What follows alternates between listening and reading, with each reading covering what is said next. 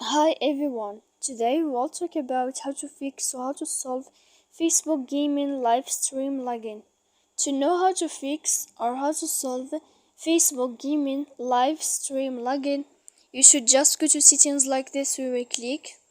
After that, in this page you will go to apps, default apps, app settings. When you will see this list, you will go down to find the application of Facebook and you will enter. Then in this page you will go to click for stop.